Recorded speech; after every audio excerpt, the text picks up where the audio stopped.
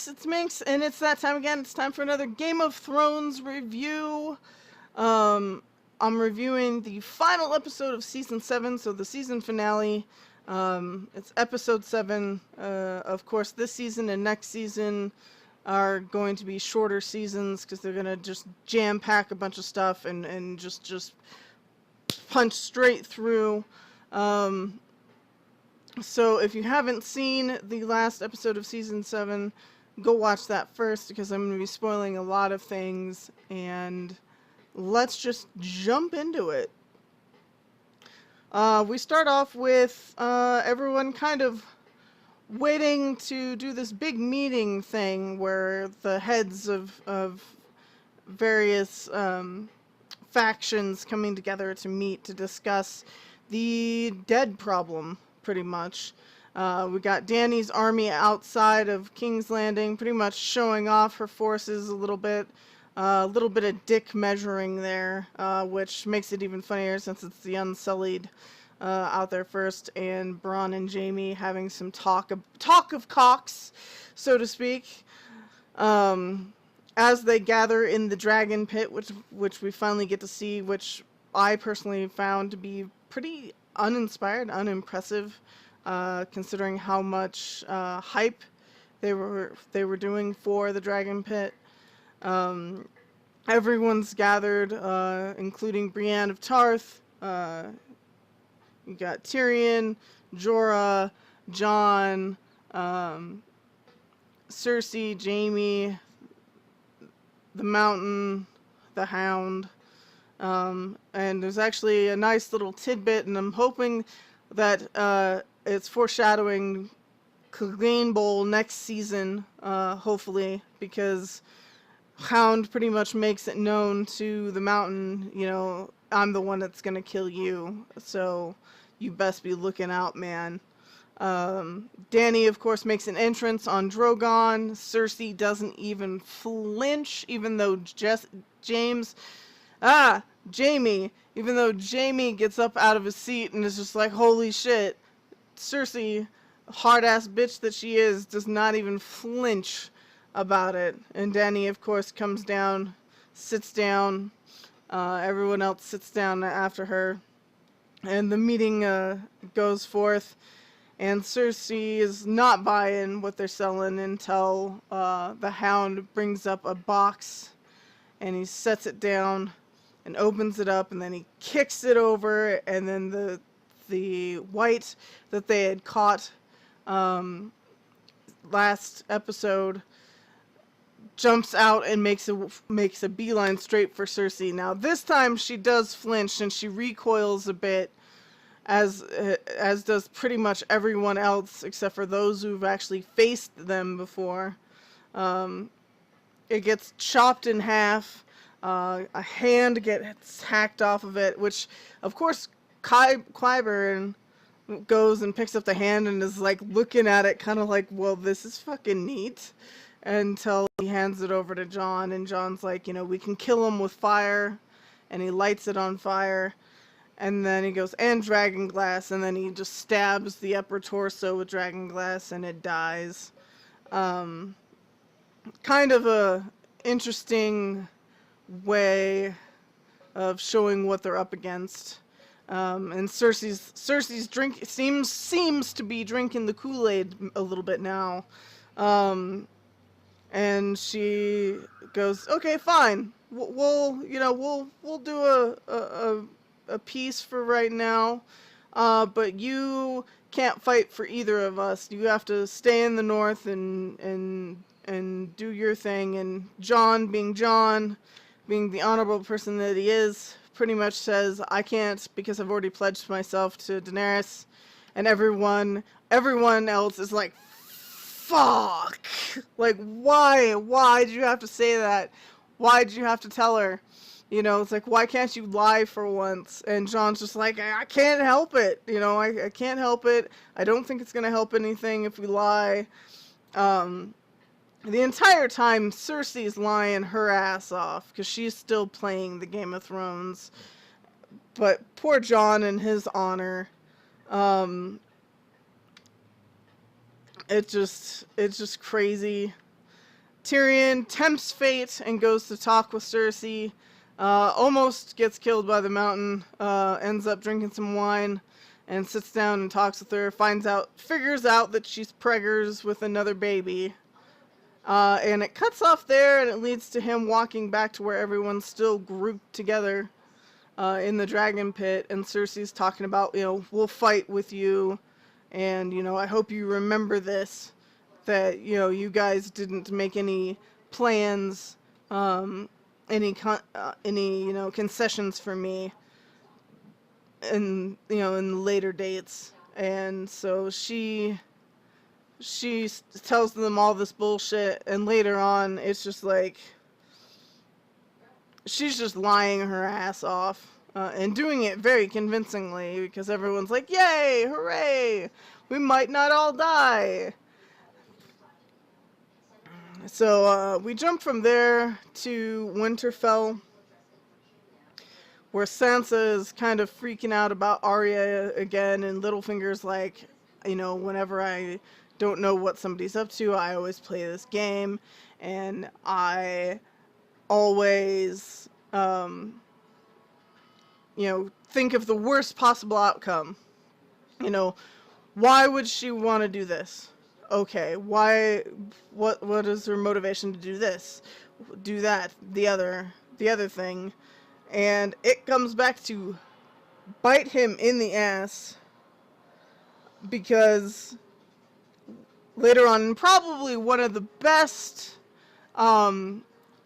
scenes, probably one of my favorite scenes, because it's been a long time coming and I've been waiting for it for so long, is Sansa and Bran are sitting at the high table, and there's rows and rows of people, and she had already told the guard, go retrieve my sister, and Arya walks in, and she stands there, and she gives a look around, and she's like, so this is how you want to do it, huh? Proceed. And Sansa starts pretty much spouting off charges. You're charged with murder and treason and all this shit. And she's like, how do you plea, Lord Baelish? And Littlefinger just kind of went like, what? Like, what? And then he's like, Lady Sansa, I'm confused here. And she goes, what's so confusing? Shall I start with, each charge? And she lists off, killing Lysa Arryn, being behind Jon Arryn dying, being responsible ultimately for their father dying. And he's like, nobody knows that. Nobody was in the room. Nobody knows what happened. And then Bran just pipes up with, you held a knife to his throat and told him that you warned him not to trust you. And he just looks at Bran like, holy shit. And he drops to his knees and he's like, please don't kill me, And then next thing you know, Arya just takes the fucking cat's paw dagger and just shoink right across the throat. Just, I was filled with so much joy when that happened. It was just so good, so good, and I love the way they filmed it, because it made you think that Arya was gonna be on trial, and it was like, nope, it's Littlefinger's time to go. So see you later, buddy. I hope you had a great old time. We had a scene between Jon and Theon. It was a real short scene, but led to something really good and kind of funny. He talks to Jon about, and I think this is also foreshadowing for next season as well. He talks to Jon about always doing the right thing, and, he had a hard time because he never knew whether he was a Greyjoy or a Stark, because he was raised by Ned Stark since the age of 10. And Jon pretty much tells him, you're both. You can be both. Give yourself permission to be both, pretty much. And to, not be such a sack of shit like he's been, and to be brave and whatnot. So he kind of gives him a pep talk. And then he's like, Yara needs me. And Jon's like, then why are you still talking to me? And, walks away. which leads to later on he goes to his men and is like, you know, we need to go rescue Yara. And they're like, you know, the head guy is like, why the hell should we listen to you? You're nothing but a coward. And he's like, yeah, I was, you know, and he gets into this fight. And at the end, towards the end of the fight scene, and Theon gets the shit kicked out of himself. The guy goes and knees him in the crotch 3 times, and there's like no reaction from Theon whatsoever. And then he just headbutts the guy and just fucking beats the piss out of him. It's like, of all the things, it's like the only time Theon will ever be glad that he's dickless, and is in that moment, which I found really, really funny. Jaime's trying to prepare the... Back to King's Landing, I should say, first. Jaime's trying to prepare the Lannister armies to go help fight in the north, and Cersei interrupts, and they have a little tiff, and it leads to Jaime almost getting shanked by the mountain. So there's that. He ultimately ends up leaving anyway, because he's like, you know, I made a vow that I was going to help. You know, so whatever you say or not, I don't give a shit. I'm going to go help, because if these dead make it, you know, down south, it's not going to matter. We're all going to die. You know, so Jaime, his honor is to go fight and honor his word. His word, his bond. So he leaves. Sam makes it to Winterfell, ends up going to Bran's room. They sit down and have the hugest dump of information that we've had so far about Jon's heritage. You know, Bran tells him, you know, that he was actually, you know, he looks at Sam and he's like, you know, he needs to know the truth about himself, that he's actually the child of Rhaegar and Lyanna, so his name is actually Jon Sand. And Sam comes up with like, no. He got a divorce, or he got his marriage to Elia Martell annulled, and had a secret wedding with Lyanna Stark, so he's actually Jon Targaryen. He goes, can you see that? And then we finally get a freaking flashback that has Rhaegar Targaryen in it, and it's of them getting married. Sadly, they made his hair look just like Viserys, which was kind of meh, because it was messy and didn't look very princely. Like, I think they could have done a better job with it. But we finally get Rhaegar and Lyanna together. Finally get to show that. I was super excited, bouncing off my couch. So I was super charged about that. And so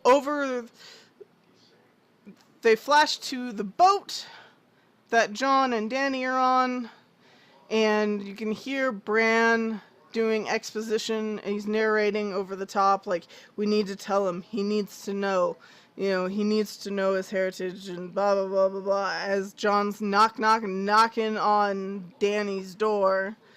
And those two are about to have a shit ton of boat sex. Hopefully they don't gross each other out once they figure out Jon's actually a Targaryen. And so they get it on. And then we go towards the end, and we go to Eastwatch by the Sea, and we see Beric Dondarrion and Tormund. They're looking out, and then all of a sudden they see the beginnings of the White Walker army coming through the woods. And then they hear the dragon before they even see it, and here comes Viserion, my poor baby. Comes flying through, and jets of blue flame starting to melt and break down parts of the wall. You hear Tormund just yell out, "Run!" to everybody. And you just see people trying to get down the different ladders and the staircases and shit. I want to know if Tormund made it out or not, because it didn't really look like it the way that it was shot. but it was off camera, so you never know with Game of Thrones if it's an off camera death. It might not be a death, because take the Hound for example, he was as good as dead, and he came back as the Gravedigger. So we'll have to see about that. I hope we don't lose Tormund, because Tormund was funny as hell. He had the best one-liners in the entire series. Overall, I'm going to give this episode an A-.